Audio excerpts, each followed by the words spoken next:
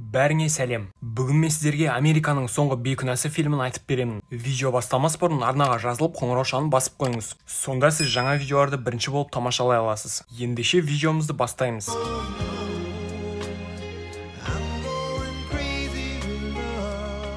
Бұл Гарри. Жігіт пицца тасымалдаушы болып жұмыс жасайды. Бүгінгі кешке ол достарымен қыдыру үшін мекеменің көлігін сұрап алды. Бірақ алдымен клиенттерге тапсырыстарын жеткізуі тиіс. Жұмысын аяқтаған соң Гарри кафеге тартады. Ол жақта оны Рик және Дэвид есімді достар күтіп отыр. Балмұздақ дүкенінің алдынан жігіт екі қызды байқайды. Олардың бірі Карен жігітті өзінің сұлулығымен бірден баурап алады. Кетіп бара жатқан қыздардан көзін ала алмай, Гарри достарының қасына жайғасады. Олар да құротпай қарама-қарсы үстелдегі үш қызға қарайлап отыр екен. Рик пен Дэвид қыздарды жеңіл мінезді деп ойлайды. Сондықтан томпақ Дэвид қыздармен танысу үшін оларды өз үстелдеріне шақыруға кетеді. Қыздармен әңгімелескеннен соң жігіттер қыздарды кешке шақырады. Оны олар қазір ғана ойлап тапқан. Бұл Гарридің ата-анасы үйде жоқ кезде қыздармен оңаша уақыт өткізудің тамаша жолы. Қыздар келіседі, бірақ олардың шарты бар. Кеште көптеген есірткі болуы тиіс. Гарридің үйіне келісімен Рикки мен Дэвид дереу Роксана мен Брентті биге шақырады. Ал Гарри қырсық әрі семіз Миллимен қалады. Уәделескен есірткінің орнына қант алмастырғышты салып, Дэвид Брентті Гарридің ата-анасының бөлмесіне, ал Рик болса Роксананы Гарридің бөлмесіне алып кетеді. Гарри томпақ Миллимен оңаша қалады.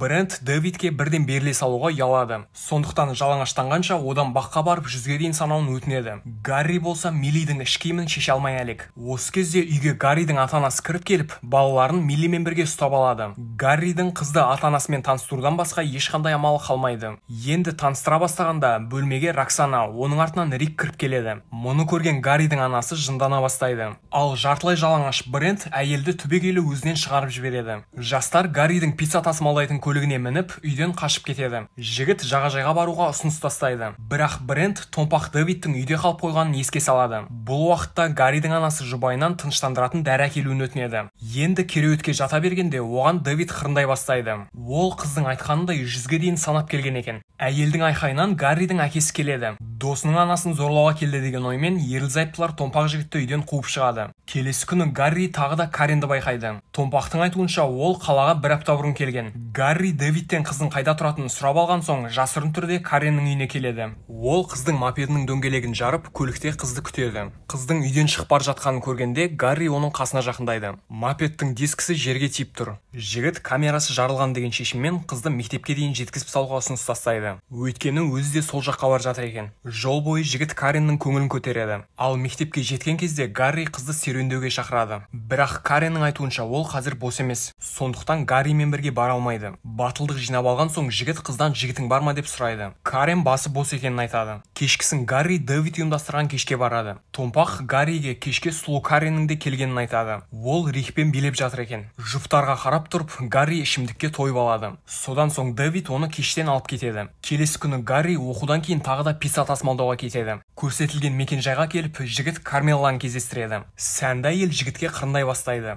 Әйелдің ұятсыз әрекеттерін рациядағы дабыл үзіп жібереді. Бірнеше уақыттан кейін үш дос Кармелланың үйіне пицца тапсырысы бойынша келе жатыр. Үш оқушыны көріп, әйел барлығын үйіне шақырады. Іште әйел эротикалық би билеп жігіттерді қызықтырады. Бірінші болып Кармелланы жатын бөлмеге Рик алып кетеді. Ол есікті жаппастан бұрын достарына шешінулерін айтады. Бірнеше минуттан кейін бөлмеден риза болып Рик шығады. Кармелла болса келесісін өз құшағына шақырады. Тағы да бірнеше минуттан кейін бөлмеден Кармелла шығып, оған кішкене үзіліс керек екенін айтады. Осы уақытта үйге жүзуден оралған күйеу келеді. Әйел балаларға қарап, оларға испан тілін үйретіп жатқанын айтады. Бұл өтірік іске асқандай болады. Бірақ Дэвид жатын бөлмеден іш киіммен шығып, Кармелланың ауызбен жақсы жұмыс жасайтынын айтады. Кешкісін Гарри Рикпен кездеседі. Гарри бүгін пиццерияның қожайынынан көлікті сұрап ала алмады. Ал Рик болса Каренді қыдыртуға уәде берген еді. Сол үшін ол досына қапалы. Осы кезде оларға сыныптастары Виктор көлікпен келеді. Рик пен Гарри қазір үш сұлу қыз келеді, және бізге бір жігіт жетіспей тұр деп Виктордың құлағына лапша іледі. Осылайша Виктор келсе, ал Рик оны газдалған сусын әкелуге жібереді. Ол сусынға кеткенде жігіттер көлікті айдап кетеді. Гарри мен Рик кафеден Каренді және оның құрбысын алып жағажайға барып көңіл көтереді. Келесі күні Рик Гарриден марқұм әжесінің пәтерінің кілтін беруін сұрайды. Ол жерде Каренмен жақындасу үшін.